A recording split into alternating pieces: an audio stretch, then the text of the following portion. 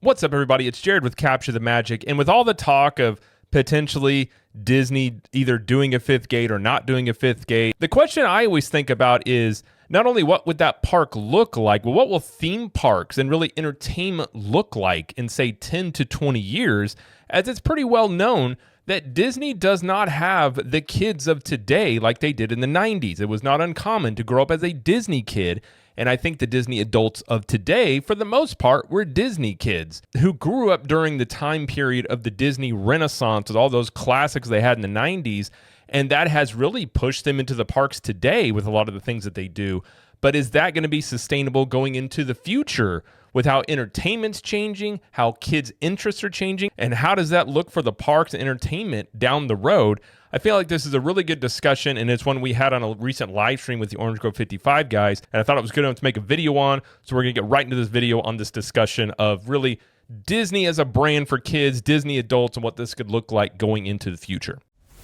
There's been a lot of talk about the Disney adult thing, right? And sort of Disney sort of catering more towards adults with no kids. So if Disney kind of goes in a more adult direction, more bars, more adult stuff, more like couples that don't have any kids and all that, does that change how the vacation patterns? I'm kind of curious about how Disney already started, even with the Disney Cruise Line.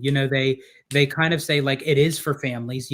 There is a lot for kids, but they entice adults without kids to go on the cruise. They entice couples to go on for their honeymoon or for their anniversary or what have you, because I feel like that Disney knows that they already have the market for kids.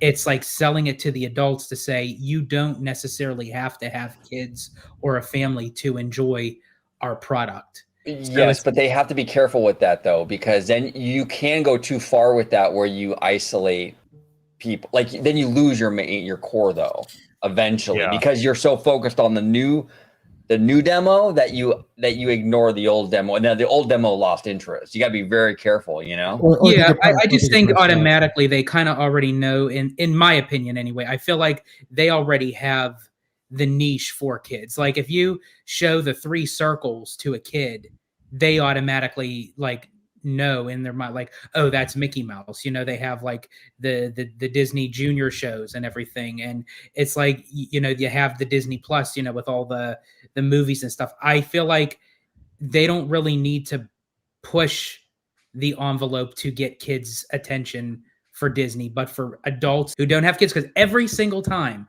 I speak to an adult without kids and I suggest for them to go to a Disney cruise, they said, oh, why would we go on a Disney cruise? We don't have any kids. So really, it's not Disney. It's society that's automatically thinking, if I don't have kids, I shouldn't have anything to do with Disney. I also think, though, Disney, they've tried to kind of go more, even with Disney Plus, a lot more adult content. And I think that's Disney's struggle is, I think no matter what they do, they're going to be looked at as a family brand. And I think that many times they want to be, I really do think they wish they could do more stuff like Universal, because they kind of have the freedom to do kid stuff, Halloween Horror Nights, monsters. Like they have way more freedom on what they can do. Weren't we talking about that even with Villains Land? We're saying they have to find a balance where you want to have kids to be able to enjoy Villains, but you don't want this diluted version. I'm sorry, I seen Villains Unfairly Ever After. The aesthetics were cool, but the show was like, again, Disney trying to find a way to get the villains to work, and it's like you have to find a more middle ground, and that's where I feel like Universal has that one up of Disney. Oh, I was gonna say, even in the name Disney Adults, it implies Disney's for kids, because you have to specify these are adults who like Disney. There's a reason why there's no Universal adults. Yeah. That's very true. And, to piggyback on that, the Disney brand itself, the reason it's been around for over 100 years, and OG, I'm just going to reiterate something I said in the conversation, is because it has traditionally been passed down from generation to generation. And if Disney loses that generational passing of the baton from parents to children or grandkids to children, then Disney is no longer that same brand. I don't know it's not going to happen anytime soon. But like if the Disney adult, right? Like that, let's call it the childless adults, which I am one. Okay, so I have a stepson, but I don't have any biological kids. I don't have the ability to take a kid over to Disney and pass that generational knowledge and say, okay, now make your own memories. And then that gets passed down again and again throughout the generations. So if Disney placates too much to the childless adults, what does that mean to Disney? One is, what does it mean to Disney as a brand? Right. Like in terms of like their, their longevity, the fact that they've been around for 100 years, the generational passing of the baton has been a focal point of how why they've been around for so long. But then Disney has to find another way to stay relevant as a brand, and if that means going to the Universal model, which is adults going and then bringing their friends, then it's no longer Disney. Now I don't know as far as like with Walt Disney World, because I mean I recently went, but I don't go as often as I used to. But out here at Disneyland, I think as of right now, I don't really have that concern, because literally even on weekdays during school time, you constantly see kids in these parks. Like, I don't ever know, like, do these kids even go to school? Like for every time, because I mean, it could be like a Tuesday morning and the whole park is packed with school kids. But don't you feel, George, too, though? I mean, to be fair, the Disney adult kind of mindset is sort of growing, where it's like we joke around about it a lot here on the channels and stuff, where it's like, well, why do we need to bring the kids? Now it's not there yet though, but like what Slimer's saying is like we're already seeing the mentality of like, oh yeah, why are the kids here? You know what I'm saying? I feel like Disney is trying to make a balance, but I feel like that they don't need to gear towards the kids, because they feel like they already have the kids in their corner, and so to speak. Here's the issue though, is they have them still now to a degree, but like now kids, like our kids, like they don't really watch Disney stuff. It's like it's diversified so much content. Like when we grew up in the 90s, you were like, there was Disney, you were a Disney kid. It's changed so much now. So it's like they don't have a stranglehold on the kids now, like with YouTube and all these other things.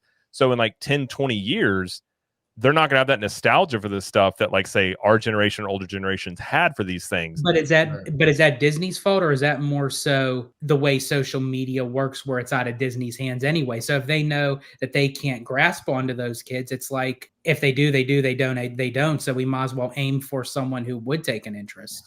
It is concerning to the fact of, because if the kids don't, like, and they're just like into the TikTok, they're into the YouTube shorts, and it is very true, because you can't even really get a kid to sit down and watch a full length movie. And you're right. And Universal has this problem too. And it's gone to the point where, and I'm guilty of this, it's gone to the point where they're placating strictly to millennials that like to think about the good old days and are very nostalgic about the things that made them happy when they were kids. Ghostbusters, Back to the Future, Monsters, Super Nintendo, Harry Potter, right? Like all these are properties that have very nostalgic feelings tied up with them.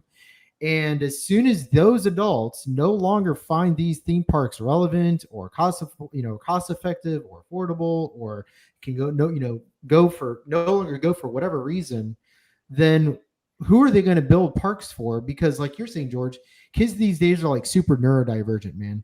They're into YouTube. They're into what's going on online, Instagram. That's what they're into. And that's just generation. And like, while we're seeing really good box office numbers with movies like How to Train Your Dragon and Inside Out 2, and yeah, you got a couple of Pixar movies that are doing well. I mean, it can't last forever. I mean, even Hollywood industry experts are saying Hollywood's probably got about a good 10 years left. I think it's both a Disney and just a natural thing of how media has shifted over everything's become, I've been saying this, like everything's become more diversified. So it's like before you just had, when TV first started, you had 10 channels and you had cable, and now you have all these options.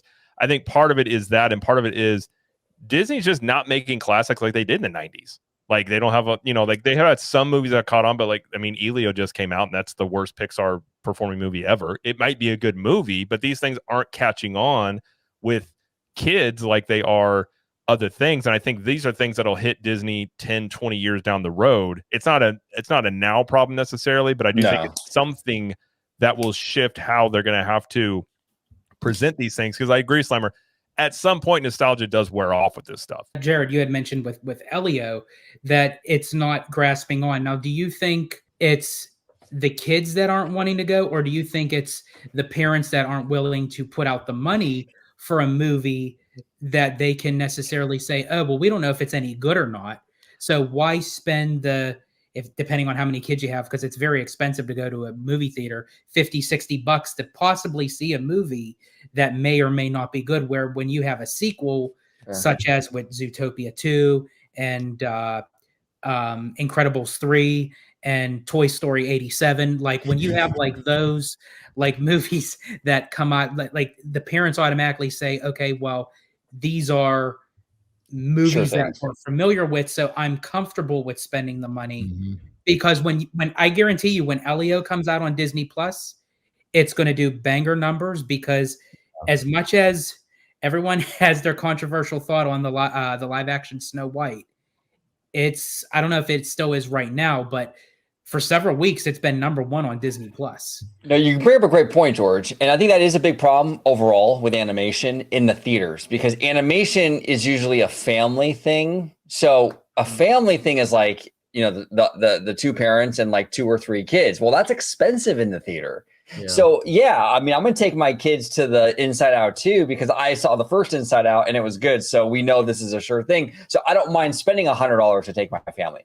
But Elio, I don't know this franchise. Am I going to be willing to spend $100 and spend $7 on a Coke for this movie that I don't even know if it's going to be any good? And that's the issue. We have all this stuff now on our phones and iPads and at home with the streaming. This is a big industry problem, even well beyond just Pixar and Disney. I mean, even Universal with DreamWorks has had some flops here with the original stuff. I think there is a lot of what you're saying, George, where people are like, you know what? I'm not going to risk it, and which is sad, because what this does is it incentivizes these studios to make Despicable Me 37 and Toy Story 87, like you were saying. And so we get all the sequels. Elio was very weird in that I still have no clue what that movie is about. Like in the trailers they showed, like nobody, I think the marketing was weird for it. Yeah, like that I do agree. I think a lot, when you're looking at this, first off, I think they're definitely missing John Lasseter, because I think he was the secret sauce to what made Pixar what it was. I think, like, I can only speak for like our kids. Our daughter had like she saw Elio and I was like, "Do you want to go see it?" She's like, "No," and she's 8. Yeah. Like she's in the wheelhouse of that. She had no. Demo. Her friends down the street, like they went and saw How to Train Your Dragon. It's I think some of it is how does it appeal to the kids, and some of it is also I do think Disney has shot themselves with the way they've made some of these movies the past little bit, that families don't quite trust them like they used to. And I think when you have something new, they're like, I don't know about that. But I do agree with OG. It is an industry issue. And I think as AI continues to grow and all these tools to make movies gets more, out there, you're going to see much more independent studios making things that are appealing more to maybe kids. I think it's very difficult as a corporation, as a big corporation, to really know what demos want easily. And I think it's kind of inevitable on some level, like looking at Disney in the 90s. But I think it, in terms of like what people expect from Pixar, is not like, well, it was pretty good. People want a Toy Story, like, oh my gosh, that was amazing, and it made me feel a certain way. And I think they're just missing that like magic they used to have. And I just think a lot of it is the talent's not there anymore. I think a lot of the talent has left Disney and gone other places. Well, and Jared, there's power, there's beauty in simplicity. One of the magical parts of Pixar in the early days was that curiosity factor. What if I was a toy? What if I was a bug? What if I, you know what I'm saying? Like that curiosity factor, that simplistic curiosity, I think fuels a lot of this stuff. Elio, I don't know what I mean, it's so convoluted. Do you know? I'm a kid who's gonna go speak to this alien race in some other planet or something. Like it's not the same simplistic kind of thing where like, what if I was a toy? By the way, I do agree with you guys when you say like down the road in the future. I could definitely see the industry in general changing with the parks, with Disney, with Universal, because of which demographic do they lean towards? Because if you look at even D23, majority of the folks that go to that convention, because I've been to every single one, is majority, it leans towards adults. Like you don't see any kids getting up at 3 o'clock in the morning waiting in line to go into the Disney Dream store for the hot merch. It's all adults. But like when we're all in the Honda Center, he's given us suspended roller coaster based off of Monsters Inc. He's giving us Villains Land with the classic villains and everything. I mean, yeah, the kids could be involved, but if you really sit down and think of it, when the whole arena erupted, it was basically us, the adults. Well, and how can the kids even be involved in some of this stuff? When you have Muppets going into Rock and Roller Coaster, a suspended coaster for Monsters Inc. I mean, the height requirements alone prevent your kid from going on it. That's a huge problem. When you look at the Disney adults today are kids that grew up basically 90s Disney kids. Yeah. I don't think you're going to have Disney adults in 20, 30 years that are the same. Right. You'll still have them, but not like you do right now. And I think that is an issue. Right. Disney, if they placate too much to that audience, and I'm not trying to be mean, but like they're not having kids, they're not passing that on to their kids. Right. So then does this current, like they don't have a stranglehold on this group of kids growing up right now. And I have 2 kids that would be in that range. They're much more into Nintendo and, random stuff that, we let them see. We watch very carefully what they see, but like stuff on YouTube, I think it's just completely different. And I think it will shift it's going to shift movies and entertainment, but also in the theme parks of what is going to appeal to kids and adults into the future that aren't going to be the same as they are right now. And I think that is I would say it's a challenge. I do agree. But you bring up a great point though, Jared. Like I was a kid of the 80s. Like I was a young kid in the 80s, right? And in the 80s, none of the stuff that I was into was Disney. It was all He-Man and Smurfs and Transformers and Silverhawks and all that stuff, right? And Voltron. Mm-hmm. But now if it wasn't for the Renaissance era when I got a little bit older in the 90s, I don't know if I would have been a big Disney fan because the Renaissance era is what got me into Disney. And I'm in the same boat as you. Because I watched The Little Mermaid in the movie theater. So I remember being in the back of my station wagon with a couple of my buddies, and I was just like, all right, well, let's go watch some movie at the movie theater on a Saturday. And it turned out to be great. And then it was just hit after hit after hit. And you got hooked. I mean, they hooked you in the mouth so hard that they're still pulling you into 2025. That's how hard you got hooked back in 89. And it's almost it's unrealistic to expect they'll have that type of renaissance. Because I think that it's just, you can have a renaissance on some level, but you're not going to have it like was in the 90s. It's going to be something everyone's going to have to deal with on some level. It's just one of those things where it's like you have a storm coming in 20 years and it's like, what do you do? Because you don't even know what it's going to look like in 20 years. You're like, it's going to be something, but we just don't know exactly what it's going to look like. And if you missed it, this all started with a conversation around a fifth park, because I think this directly relates to a fifth park. When you look at the number of childless adults that are now regular attendees at the theme parks, I think it's like 40 or 50% by some statistics, which is a lot. And it makes sense because when it's more expensive, they're going to cater to people that have more expendable income, which is people that don't have kids, obviously. But then you also have to deal with the fact that, childbearing is on a trajectory downwards, not upwards. There's less people having children. So inevitably, Disney is looking at who their future audience is, and they're looking at adults, not families. Yeah. That's just the way it is. So, what Disney's going to look like in 20, 30 years, obviously, I think that's a premature conversation. We're not close enough yet for us to speak accurately about it, but we can start making very accurate predictions as to what that problem set could potentially look like, but how Disney's going to navigate it is completely different. Obviously, they're going to chase the money, right? But if there's a renaissance ever that is going to save Disney as a family brand 20, 30 years from now, once the millennials have moved on to something else, except for George and OG and Slimer and Jared, that is going to be a problem that is it's going to be a very big problem for the Disney brand. And that's the only solution might be just to transform with where the money is. And if that means being a brand for, early adults, and then they have no other option. For me, I could see it being different, but I can't see it being like a Disney downfall. I just think it would just be restructured, as Slimer was saying, to just which demographic it would lean to. Because honestly, if kids really don't care that much, then Disney's going to say, okay, then we're going to. And again, I see the concern that how do you pass down the generation? But if you have a generation that doesn't care, it's out of your control anyway. Yeah.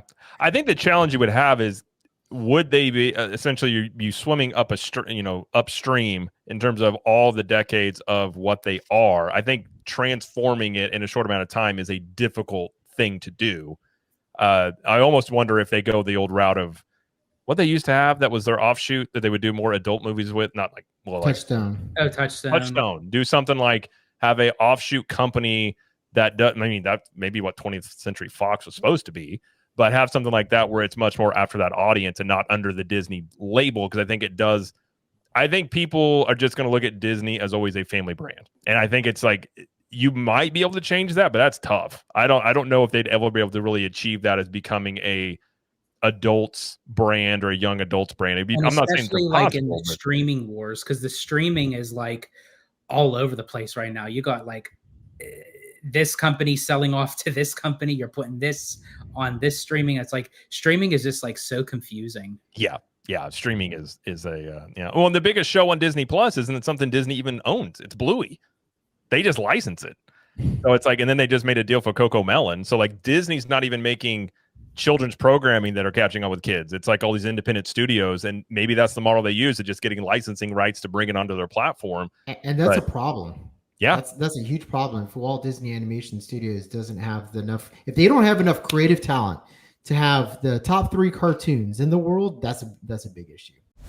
All right, I thought that was a really good discussion on the topic. And if you want to see more of those types of discussions, you can always check them out on Theme Parkin', which is live streams we do on this channel about every 2 weeks or so. Talk about theme park news, entertainment, and all sorts of things. And the Orange Grove 55 guys come on to talk about it there. So be sure to not only subscribe to the channel, but watch out for those live streams, again, as we do those every 2 weeks or so. But either way, that is going to be it, though, for this video. If you like this video, please like it and subscribe to the channel, as we do lots of coverage here of Universal Studios, Epic Universe, Disney World, and pop culture.